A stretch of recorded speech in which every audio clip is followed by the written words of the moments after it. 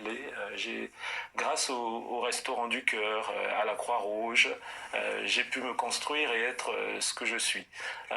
Les électeurs vous demanderont immanquablement, donc je me permets de les précéder, de vous poser la question, quelles sont vos origines parentales, voire en remontant à vos grands-parents? Ah, alors je suis d'origine congolaise et portugaise.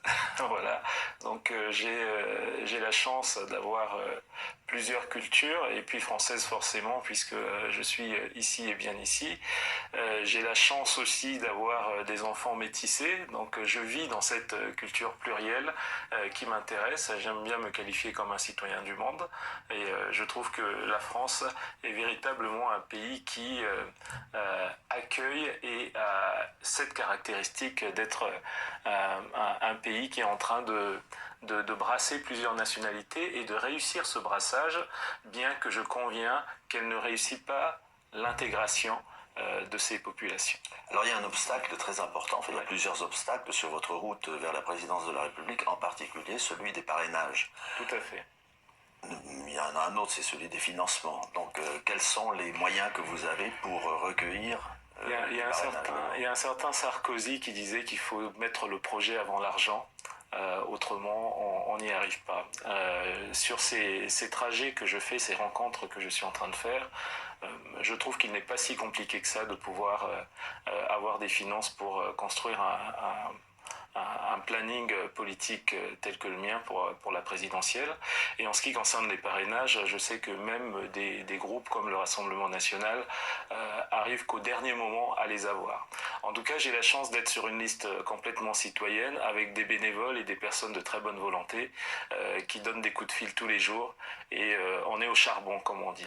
Et je sais que plus je vais monter en puissance, médiatiquement aussi, et plus les maires qui me connaissent déjà en région centre, mais certainement d'autres également, vont être sensibles à cette candidature. Je vais permettre une très mauvaise plaisanterie, c'est le charbon qui fait boule de neige. Oui, peut-être. Mais dans tous les cas, je tiens quand même à replacer notre contexte, hein, c'est toujours intéressant de le faire. On est dans une France aujourd'hui avec 12 millions, quasiment 12 millions de précaires et presque 6 millions de chômeurs. Donc j'arrive avec une croissance qui est en berne à mon avis, mais en tout cas une inflation galopante. Et nos partis politiques, c'est ce que je disais tout à l'heure, sont plus en déclin qu'autre chose, à mon avis. Et donc, vraiment, j'exhorte les citoyens français qui vivent ces situations depuis une trentaine d'années à se réveiller, en fait, simplement. Parce qu'on est dans une France où 20% des personnes n'ont pas 3 repas par jour, il faut pouvoir le dire aussi. Est-ce que vous comptez vous appuyer sur votre caractère et vos choix interculturels et sur la diversité pour faire valoir ce point de vue? Autrement dit, est-ce que vous vous sentez vous-même comme représentant d'une candidature communautaire ou communautariste, peut-être communautaire d'abord, ou est-ce que vous visez au contraire, comme vous venez de le faire en parlant en utilisant le discours social, ou est-ce que vous visez tout type de lectorat, indépendamment de toute provenance et de toute appartenance? Très, très clairement, vous savez, j'ai grandi dans les quartiers nord de Blois, et lorsque j'étais en classe, en sixième, j'étais le seul noir de la classe. Aujourd'hui, la typologie, la sociologie française a évolué, et lorsque je retourne comme maire adjoint, j'ai eu l'occasion d'aller de temps en temps dans ces collèges. La typologie était complètement inversée, où on avait en tout cas beaucoup plus de mixité. Et lorsque je me promène à Paris au retour de Conakry, je vois bien que la France est bien visible et bien plurielle. Il y en a qui ne souhaitent pas le voir, mais c'est quand même une certaine réalité. Et toutes ces personnes sont des Français. Moi, je ne m'appuie pas sur une communauté et je ne cautionne pas le communautarisme, l'enfermement d'une communauté dans sa culture ou sa manière de faire. Je suis vraiment pour l'ouverture, et c'est cette France qui m'intéresse. Donc vous avez davantage un profil universaliste. Universaliste, complètement. Alors vous Voilà. Bon, je vais m'arrêter là, comme d'hab, et puis pouvoir faire mon commentaire, excusez-moi, que j'arrive à caler ça. Voilà, très bien. Bonjour à tous, aujourd'hui nous sommes donc le 27 décembre 2021 et on approche, j'allais dire, à grands pas pour finir cette année 2021 et puis entamer l'année 2022. Je me présente, Djoubian c'est mon surnom sur le net et puis accessoirement je suis spécialiste de la France. Là, évidemment, je suis un soutien inconditionnel des Gilets jaunes, je suis gilet jaune moi-même, j'arbore là, vous voyez le gilet, voilà. Et que dire? C'est un plaisir de faire cette vidéo pour présenter un frère que je ne connais pas du tout. C'est simplement un autre frère qui m'a envoyé des commentaires, il a insisté. Il m'a dit, ouais, ce serait bien de faire une vidéo sur ce monsieur. Et donc moi je ne le connais pas et j'ai essayé de faire des recherches et j'ai vu effectivement que c'est un monsieur très brillant, très intéressant, très intelligent. Et c'est la raison pour laquelle je dis, bon voilà, je vais faire la vidéo, parce qu'au départ, je me disais, bon, je ne sais pas sur quel angle je pourrais aborder, d'autant que je ne le connais pas vraiment, il n'est pas connu, en tout cas sur le plan national. Et il mérite d'être, enfin, il mérite d'être gagné, enfin, il mérite d'être connu, voilà, c'est ce que j'allais dire. Donc, de qui s'agit-il? Ben, il s'appelle Monsieur Gildas Vieira. Vous voyez, il s'est présenté tout à l'heure, hein, donc il est d'origine congolaise, et il est adjoint au maire, enfin, il est élu là-bas à Blois, hein, dans le Loir-et-Cher. C'est la fameuse ville, la commune de Jacques Lang, parce qu'il a été longtemps maire de cette ville-là. Jacques Lang, vous voyez, l'ancien ministre de la Culture de M. Mitterrand. Et donc, il est très qualifié, hein, très qualifié, hein, il est docteur en santé publique, et puis aussi, il est directeur, je crois, régional là-bas sur place pour tout ce qui est dans le domaine de la santé, quoi. Et c'est surtout que c'est un militant de terrain, puisque ça fait plus de 20-25 ans qu'il milite dans les associations et tout ça. Donc c'est quelqu'un qui normalement est prêt pour être candidat à l'élection présidentielle qui est prévue au mois d'avril prochain en France, avril 2022. Donc premier tour c'est le 10 et deuxième tour le 24. Bon, j'ai pris quelques notes et puis après je fais mon commentaire. Et vous avez observé tout à l'heure, hein, regardez là, c'est ça qui est extraordinaire.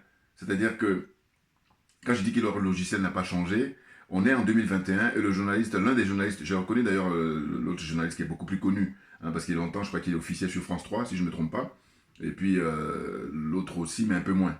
Hein. Mais c'est incroyable, il lui dit, votre candidature, ça sera, comment il dit ça, un charbon qui fera boule de neige, n'importe quoi, vous voyez. Mais je ne sais pas si on peut parler de... C'est inconscient ou c'est conscient, on ne sait plus trop. Mais c'est pathétique, en tout cas, c'est clair. Hein. Quand je dis que leur logiciel, il est resté bloqué jusqu'au XXe siècle, on va dire. C'est ça qui les perturbe, parce qu'ils ne savent plus sur quel pied danser. Hein. Là, ils ont affaire à quelqu'un qui est très brillant, qui est de l'école française, puisqu'elle a été principalement formée ici. Vous voyez. Et malgré tout, on va lui demander quelles sont ses origines, ou alors on va lui dire, est-ce que vous n'êtes pas sûr que votre candidature, c'est une candidature communautariste? Et vous allez observer que ça, on le pose uniquement que pour les Noirs. Maintenant, c'est vrai que c'est rare de voir les Asiatiques se présenter, parce qu'eux ont plutôt autre chose à faire, ils ont d'autres chats à fouetter, c'est les business, ils ont bien raison. Et puis, en ce qui concerne, comment on appelle les gens qui sont d'origine maghrébine, c'est aussi un peu plus rare. Bon, à quoi qu'ils ont des postes importants. Hein. C'est-à-dire que si vous allez dans des différentes communes, vous allez voir qu'ils sont élus, voire même maires en région parisienne, j'ai vu là. Et c'est très bien, c'est très bien. Mais ce que je veux dire, c'est que cette question-là qui est posée, c'est parce qu'il est noir. Voilà. Et donc, qu'est-ce que ça veut dire? Mais ça veut dire qu'en fait, si on fait le tour de tous les candidats qui sont déclarés, on va voir qu'il y a des gens qui, si on regarde l'histoire ancienne, mais qui sont moins français que M. Vieira, M. Gildas Vieira, évidemment. Parce que vous regardez les différents pays africains, vous allez voir par rapport à la colonisation, on va vous dire que le Sénégal, par exemple, est beaucoup plus français que, comment on appelle ça, l'Alsace-Lorraine ou d'autres régions de France. Vous voyez, parce qu'à travers l'histoire, il y a eu une conquête des Allemands, et puis des autres aussi, et puis les Français ont gagné, ils ont perdu, ainsi de suite. Vous voyez, mais c'est vraiment du pur racisme, et puis c'est de la négrophobie. Hein. C'est-à-dire qu'ils n'aiment pas les Noirs, ils n'aiment pas les Africains. Ce que je vous ai toujours dit, je dis, plus raciste que l'oligarchie française, tu meurs. Hein. Plus négrophobe que l'oligarchie française, tu meurs. Les choses sont claires pour moi. Et c'est ainsi que, quand je vous dis que je me définis comme étant accessoirement spécialiste de la France, là, c'est un dossier qui, j'allais dire, me concerne de plus près. Puis là, je sais de quoi je parle. Vous comprenez? Donc, rapidement. Donc, j'ai dit, il a dit, c'est le charbon qui fait boule de neige. N'importe quoi. On est en 2021. Ou alors il dit une candidature communautaire. Il pose la question. Voilà. Alors qu'il n'aurait pas pu poser ça à un Éric Zemmour ou à un autre. Hein. Il n'y a pas que Zemmour. Hein, les Philippot, là. Il faut demander leurs origines. Ah oui. Ah, je veux dire, moi, comme je dis, ma religion, c'est la vérité et la justice. Je dis, on passe tout le monde au crible ou on fout la paix à tout le monde. Voilà. Or, en France, c'est pas ça. Hein. La France a cette particularité-là de prendre un qui serait le bouc émissaire, et ils payent pour tout le monde. Et les autres, pendant ce temps, ils sont cachés, voilà, et puis ils continuent leur magouille. Ce que je veux dire par là, c'est qu'en fait, à ce jeu-là, ben, celui qu'on a chopé, finalement, si on fait une enquête approfondie, on va voir qu'il n'est pas pire. Vous voyez? Donc c'est vraiment... non, mais n'importe quoi, république bananière. Voilà, une fois que j'ai dit ça, allez, terminé, tout le monde descend. C'est une république bananière, c'est la première république bananière avant les pays africains. Et puis, à la limite, je dis que même les pays africains sont les enfants de cœur. Parce que la France, c'est Monseigneur... j'allais dire l'évêque, le pape, ils ont vraiment ils remportent le trophée en matière démocratique, ils ne sont pas démocratiques du tout. Hein. Évidemment, devant les pays africains, mais quand la France ne peut pas compétir devant les pays, avec les pays européens, parce que les basiques n'y sont pas. Je le dis souvent dans mes vidéos et tout, bon, c'est vérifié. Hein. Maintenant, il y a certains là qui m'envoient des commentaires, et ce que je leur dis, je dis, ils n'ont même pas le courage de s'afficher en profil. Parce qu'ils viennent là pour dire, oui, retourne chez toi, mais moi, limite... ça m'encourage. Pourquoi? Parce que je dis, je vise en 1000. Et je tiens même à le remercier, parce que je dis, il n'y a rien de pire que l'indifférence. Or là, ils ne sont pas indifférents à mes observations et à mes vidéos. C'est pour ça que c'est très intéressant. Donc, je profite pour les remercier. Je remercie évidemment mes abonnés, naturellement. Et puis, faites des pouces au maximum, partagez au maximum, parce que je veux vous dire que moi, comme je n'emploie pas la langue de bois, hein, comme je ne suis pas dans la compromission, vous comprenez bien que, généralement, je dérange beaucoup. Et c'est ça qui est intéressant. Parce que si c'est pour tourner en rond ou si c'est pour dire des trucs dont tout le monde... voilà, donc c'est pas intéressant. Voilà. Donc, on y va. Et ce qui se passe, c'est qu'on lui parle de quoi? De 500 signatures, hein, qu'il faut recueillir. Bon, je dois vous dire que moi, personnellement, s'il obtient ces 500 signatures et qu'il est candidat pour le 10 avril prochain, 2022, je serai surpris. Je ne vous cache pas. Mais là, je me montre réaliste en disant ça. En revanche, s'il n'a pas les 500 signatures, je ne serai pas surpris du tout. Parce que c'est cadenassé. Et c'est ainsi que je parle de république bananière. Parce que j'explique les raisons. C'est cadenassé, c'est que c'est fermé. On sait aujourd'hui qui est-ce qui a des chances d'être élu, hein, le 24 avril prochain. Hein. Il y a trois là qui sont affichés, c'est, comment on appelle ça, Emmanuel Macron, ou à défaut, Valérie Pécresse. Voilà. Et puis, Zemmour, lui, vient là pour jouer le figurant. Parce que Zemmour, au mieux, il passe comment on appelle ça, le premier tour, hein, donc il va se retrouver au deuxième tour pour... remplacer Marine Le Pen. Les choses sont claires pour moi. Marine Le Pen ne pourra pas faire long peu parce que lui, sa candidature a été montée justement pour détruire Marine Le Pen. Voilà, c'est simple aussi à comprendre. Puis des gens comme Philippot, tout ça, bon, eux, ils sont venus aussi pour égratigner un peu à droite, à l'extrême droite et tout ça. Bon, mais tout ça sont des figurants. Les acteurs principaux, c'est Valérie Pécresse, c'est M. Macron, et puis Zemmour, comme ça. Mais Zemmour ne pourra jamais gagner parce que les conditions ne sont pas réunies. Je me répète là. Bon.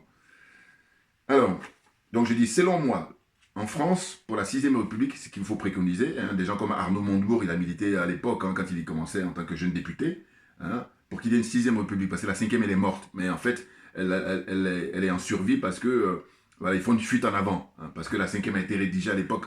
Hein, si vous regardez les articles de la 5e, vous voyez que la France-Afrique est bien définie là-dedans. C'est même pour ça qu'ils ont du mal à passer à la 6e. Parce que c'était, comment dire...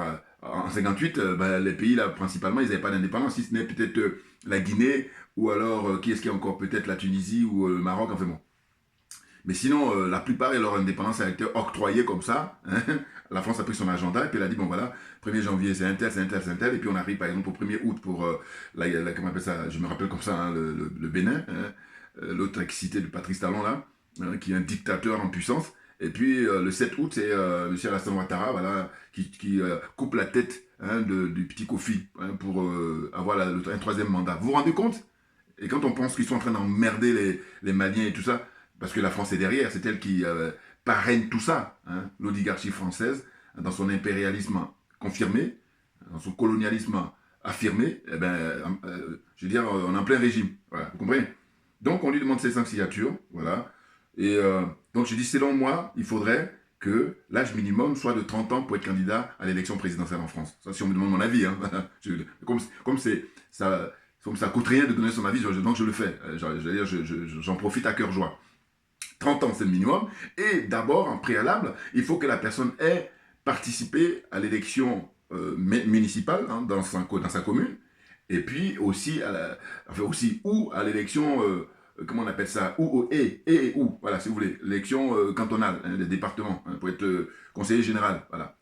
Quand tu as été élu là-bas, en tant que conseiller municipal et en tant que conseiller, comment on appelle ça, général, là, tu peux postuler pour être candidat à l'élection présidentielle. Or, quand je préconise ça, c'est pour pouvoir écarter déjà des candidatures. Parce que souvent, quand ils parlent des 500 signatures, alors que même ça, c'est aussi de l'escroquerie pure. Pourquoi? Parce que les renseignements généraux, ils ont le dossier de tout le monde. Voilà. Bien sûr qu'ils ont le dossier de tout le monde. Parce que la France est connue dans le monde entier pour être le pays qui flique les gens à mort. Regardez les journalistes là, tous les journalistes sont fichés. Il n'y a pas que eux, les syndicalistes aussi, tout le monde est fiché. Donc, je dis, par rapport à ça, pourquoi on parle des 500 signatures? Si ce n'est pas pour amuser la galerie, et comme la plupart des gens n'ont pas compris, évidemment, ils sont là. Et puis, je tiens aussi à préciser, parce que je vous dis, quand je dis que je suis suisse de la France, c'est ça que j'ai compris. J'ai vraiment compris ça. C'est-à-dire que dans mes analyses, hein, perso, hein, j'analyse, j'observe, et puis j'analyse. Je dis, en fait, quand là, vous assistez aux infos, enfin, vous écoutez les infos à la radio, à la télévision et tout, ils vont vous dire, oui, par exemple, Marine Le Pen ou Jean-Luc Mélenchon, ou qui encore, ces gens-là, ils ont du mal à réunir les 500 signatures. C'est pas vrai. En réalité, ils donnent l'impression pour que les petits candidats puissent être rassurés. Voilà ce qu'il faut comprendre. Je me répète.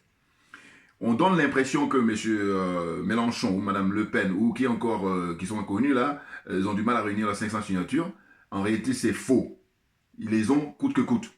Ça, c'est juste pour rassurer les petits. Parce que les petits, dans ce cas-là, ils vont dire, ben oui, si lui, il a du mal, alors que donc, ils n'ont rien compris. Ceux qui ont compris, ils doivent plutôt se marrer. Voilà. Parce qu'on insulte l'intelligence des gens. Et comment je refuse qu'on insulte mon intelligence, c'est pour ça que faire ces vidéos, c'est le minimum. Parce que ça me permet justement de donner mon point de vue. C'est très clair. Vous voyez? Donc je dis 30 ans, c'est le minimum. Après, il faut d'abord te présenter soit en tant que conseiller municipal, il faut être élu, hein, parce que je ne suis pas seulement tu es élu. Si tu es maire, c'est encore tant mieux. Mais juste conseiller municipal, ça suffit. Et puis pareil, conseiller général, voilà. C'est et ou. C'est-à-dire que si tu es un seul des deux, c'est parfait. Voilà. Maintenant, tu peux te présenter pour dire que je suis candidat à l'élection présidentielle. Ça, c'est vraiment pour pouvoir comment dire, faire des tris, hein, pour qu'il n'y ait pas des candidats comme ça, de ne pas en finir.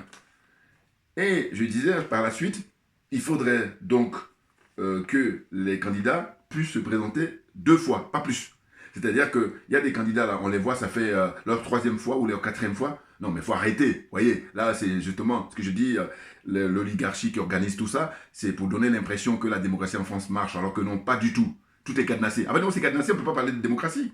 Non, la preuve manière, je vous dis, l'avènement des Gilets jaunes, hein, comment on appelle ça, montre au monde entier que la France est une république bananière, que la démocratie n'existe pas, parce que des gens qui manifestent pacifiquement, et ils ont en retour, quoi, victimes de, il y a plus de 11 personnes qui ont été tuées, il y a 30 personnes, plus de 30 personnes éborgnées, il y a des milliers de personnes qui ont été blessées, qui ont été, handicapées, et il y a des gens qui sont arrêtés arbitrairement, et il y a des gens encore qui sont détenus de manière assignée en résidence. Alors on leur dit, voilà, chaque vendredi, tu vas les pointer parce qu'on ne veut pas que tu viennes sur les Champs-Élysées pour manifester. Vous voyez? Donc, comment on peut me dire qu'on est en démocratie? Non.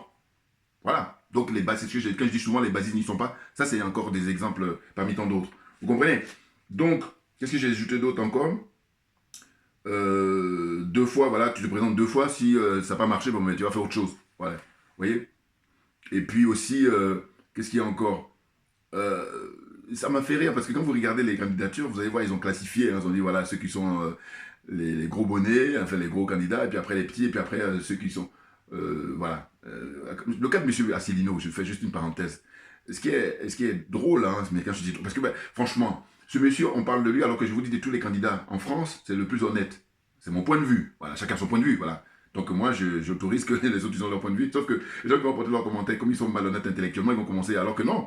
Là, c'est ça l'avantage d'ailleurs de la démocratie, c'est de dire que moi, voilà mon candidat, et puis je donne les raisons. Je dis qu'il est honnête parmi plein de candidats là. Voilà. Et pourtant, qu'est-ce qu'ils font quand ils parlent de lui? À la fin, il faut qu'il termine en disant que oui, il a été poursuivi pour harcèlement sexuel. Enfin bon, il faut qu'il noircisse sur le tableau en ce qui le concerne. Alors que je vous dis, si on fouille de plus près, on va voir qu'il y en a d'autres, pédophilie, ça dépasse l'entendement leur dossier, mais c'est fait exprès de ne pas le sortir, et lui, comme il est le plus redouté, c'est pour ça qu'on l'emmerde avec ça, c'est ce qu'il faut comprendre. Je ferme la parenthèse. Maintenant, je reviens à monsieur Gildas Vira. Gildas Vira, voilà. Monsieur très brillant, hein, très intelligent, parce que là, je vais vous envoyer le lien par rapport à cette interview-là qu'il a accordée. à chaque fois, il y a l'autre là à côté qui joue la vieille France, hein, raciste là, avec ses blagues complètement nazes, hein, le charbon qui fait boule de neige, enfin parce qu'il est noir, n'importe quoi. Vous voyez? Et il peut même le poursuivre, hein, parce qu'il a suffisamment d'éléments là. Mais bon, il n'osera pas parce que lui, il m'a l'air d'être justement dans ce que j'appelle les gens bien élevés. Alors que non, à un moment donné, en 2021, on ne peut pas tenir des gens de propos comme ça. Hein. C'est discriminant, c'est, comment on appelle ça? C'est préjudiciable. C'est quoi cette plaisanterie-là? Et c'est marrant parce que quand le noir il va commencer à plaisanter, on dit non, non, t'es pas drôle. Vous voyez? Donc c'est vraiment, ils sont à côté de la plaque. Voilà. Bien sûr qu'ils sont à côté de la plaque. Là, il y a un garçon comme ça qui est brillant. Et je vous dis, hein, vous regardez son cursus, vous allez voir. Hein. Et en plus, ce qui est intéressant, c'est qu'il est très humble. Parce que il a été footballeur professionnel, hein, parce qu'il a joué, il a évolué dans l'équipe du Congo en 2000. Voilà. Vous regardez là aussi pareil sur YouTube, vous allez voir, ou sur Internet, hein, quelques on appelle ça, des articles comme ça le concernant. Donc il a évolué, footballeur professionnel à l'époque. Et puis après, il s'est concentré sur ses études, a eu ses diplômes et tout, et puis militant de terrain. Voilà. Je dis entre 20 et 25 ans, il milite dans les associations. Resto du Cœur, plein d'autres trucs encore. Donc ce gars-là, eh ben, pour faire de la politique, eh ben, c'est ça, hein, au minimum. C'est-à-dire que pour moi, il est qualifié, lui. Voilà. Alors qu'il y en a certains, hein, ils débarquent, on ne sait pas d'où. Hein. Et puis tu as tout d'un coup le matraquage. Hein. On lobotomise le peuple avec les... D'abord, il y a eu Macron, l'expérience Macron. Et comme l'oligarchie a vu que ça marchait, ben c'est pour ça qu'ils font rebelote avec le cas de Zemmour. C'est aussi simple que ça. Ben oui, parce qu'avant ces deux expériences-là, les gens, il y a quelques années en France, pour être candidats, mais ils ont montré qu'ils ont été d'abord dans la politique. Hein, ils ont mis les pieds à l'étrier en étant conseiller municipal, en étant député et tout ça. Et puis, petit à petit, on les aperçoit, on les découvre, on les connaît sur le plan national. Et puis maintenant, tout naturellement, ils deviennent... Alors que là, Macron, rappelez-vous, il sortait de nulle part. Alors, on sait simplement qu'il a travaillé chez Rothschild en tant que banquier.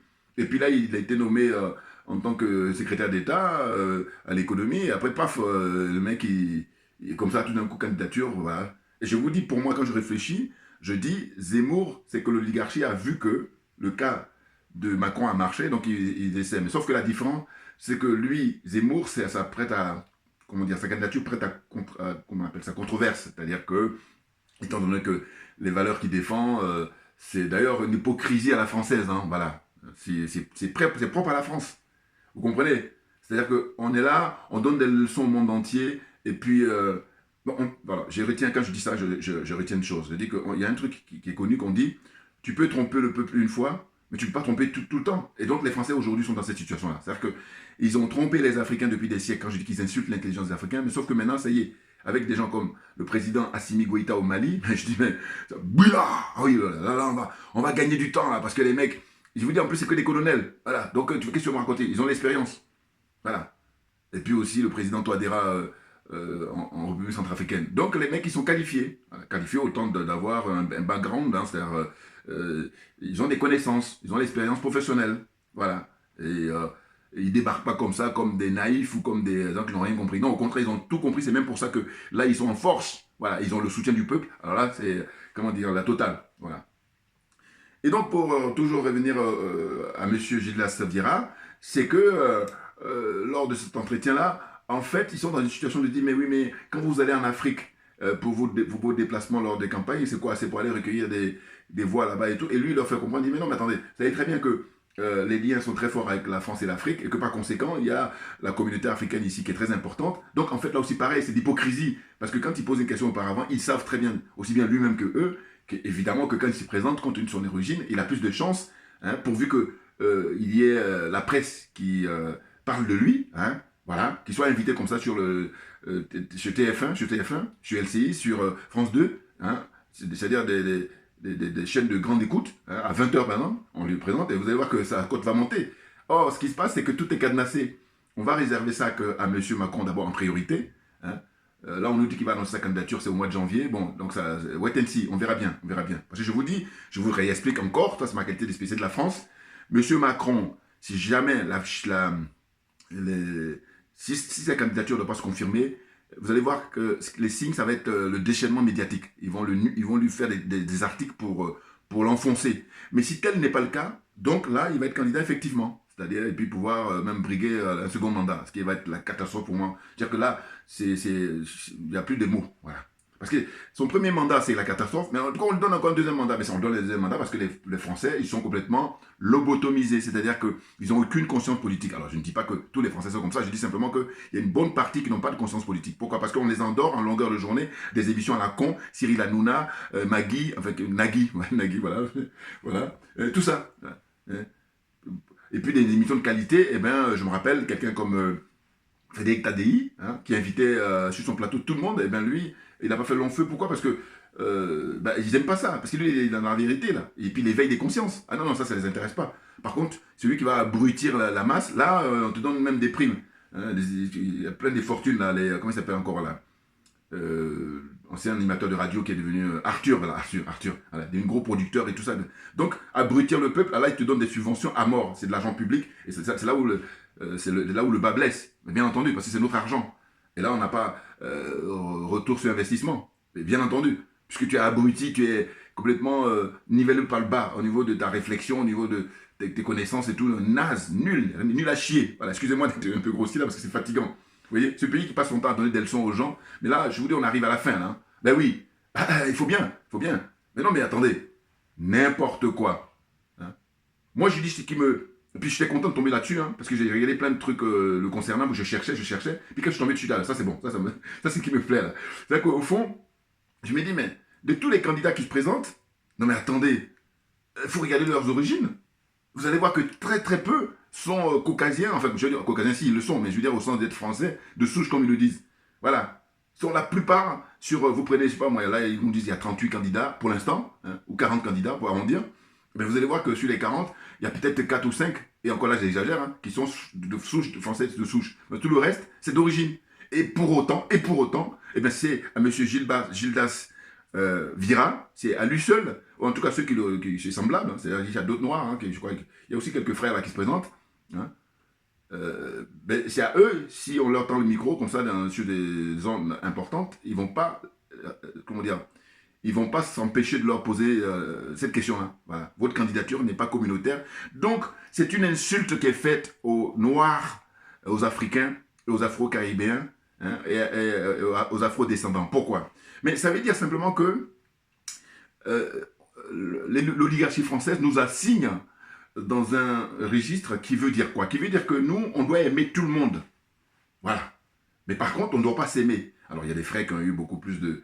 comment dire, d'arguments là-dessus, qui sont très qualifiés, vous pouvez les écouter comme vous pouvez, hein, des frères et des sœurs aussi. Voilà, les choses sont claires. Eh oui, c'est comme ça que j'interprète les choses. Le fait qu'on lui pose la question à lui, cette question-là, alors on va pas pouvoir le poser, cette question, je répète encore, ils ne pourront pas la poser ni à Valérie Pécresse, ni à Macron lui-même, pour aller vous vérifier quelles sont tes origines exactes, poser la question à François Philippot, bon, Zemmour, on le sait maintenant, de ses origines. Bon. Donc je veux dire que tout ce beau monde-là, très peu sont d'origine française de souche. Il n'y en a pas. Enfin, il n'y en a pas. Si, il y en a très peu. Voilà, c'est ça que je veux dire. Donc, vous voyez, République bananière, c'est caractérisé à tous les niveaux, à tout point de vue. Hein, et puis là, ils sont là. Mais ils sont flippés aussi, hein, parce qu'ils voient bien que les choses sont en train d'évoluer. Les choses sont en train de changer. Et ça, c'est grâce à Internet, parce que je dis, ça accélère hein, la prise de conscience. Ne serait-ce que nous autres, qui ne sommes pas... moi, je n'ai pas fait d'école de journalisme, pour ne rien vous cacher. Hein. Mais c'est simplement, ce qui m'aide, c'est mon bon sens et mon honnêteté intellectuelle. Les choses sont claires, vous comprenez? Et puis aussi la passion pour la chose publique, voilà. Défendre l'intérêt général, c'est ça ma préoccupation. Voilà. Donc c'est ce que je voulais dire aujourd'hui pour cette vidéo. Et puis j'ai prévu de faire une vidéo suivante là, pour rendre hommage, comment on appelle ça, au Monseigneur Desmond Tutu qui vient de partir. Et j'ai une petite vidéo, vous allez voir, très intéressante. Merci à vous, faites des pouces, partagez mes vidéos au maximum, hein, c'est le service que vous pouvez me rendre. Hein. C'est-à-dire que moi je fais des vidéos avec plaisir pour vous partager mes idées, et vous en retour, vous avez juste à les partager auprès de vos connaissances, et puis faites des pouces, voilà, ça ne mange pas de pain. Merci bien, on lâche rien, et on est sur la bonne voie. À très bientôt. Merci bien pour votre attention.